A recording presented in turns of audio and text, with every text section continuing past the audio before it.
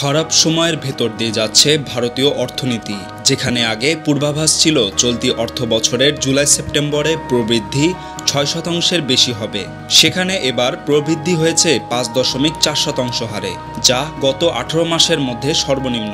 এমনকি এর প্রভাব পড়েছে রুপির দামেও। ভারতে প্রতি ডলারের বিনিয়োগ মূল্য বেড়ে 84.75 রুপিতে পৌঁছেছে, ফলে মার্কিন ডলারের বিপরীতে ভারতীয় রুপির মান ইতিহাসের সর্বনিম্ন স্তরে নেমে গেল। অনেকেই মনে করছেন রুপির দরপতন আরও বেশি হতো, তবে ভারতীয় কেন্দ্রীয় ব্যাংক আরবিআই এর হস্তক্ষেপের কারণে তা কিছুটা থামানো গেছে। তবে রুপির ধারাবাহিক দরপতনকে ব্যবসায়ীরা উদ্বেগজনক বলছেন। কয়েক মাস ধরে রুপির দর রুখতে বাজারে হস্তক্ষেপ করছে আরবিআই। রুপির দরপতনের সঙ্গে সঙ্গে বাড়ছে সাধারণ মানুষের দুর্ভোগও। আমদানি রপ্তানি থেকে শুরু করে বিদেশে পড়াশোনা করে শিক্ষার্থীদের সকলেই প্রভাবিত হচ্ছেন।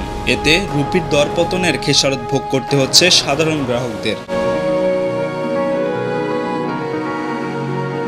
দ্য ইন্ডিয়ান এক্সপ্রেসের এক প্রতিবেদনে বলা হয়েছে, ভারতীয় অর্থনৈতিক প্রবৃদ্ধি ধীর হওয়া এবং বিদেশি পুঁজি বিনিয়োগের এফপিআই প্রভাবে সংকোচনের ফলে রুপির দাম কমেছে। এছাড়া ব্রিক্সের অন্তর্ভুক্ত দেশগুলো যদি একটি সাধারণ মুদ্রা তৈরি করার চেষ্টা করে, তবে আমদানি করা পণ্যের উপর 100% শুল্ক আরোপ করা হবে বলে হুমকি দিয়েছেন যুক্তরাষ্ট্রের নবনির্বাচিত প্রেসিডেন্ট ডোনাল্ড ট্রাম্প। এদিকে টানা 8 সপ্তাহ যাবৎ ভারতীয় বৈদেশিক মুদ্রা রিজার্ভ কমেছে বলেও প্রতিবেদনে জানিয়েছে Reuters. Desk report, tweet news.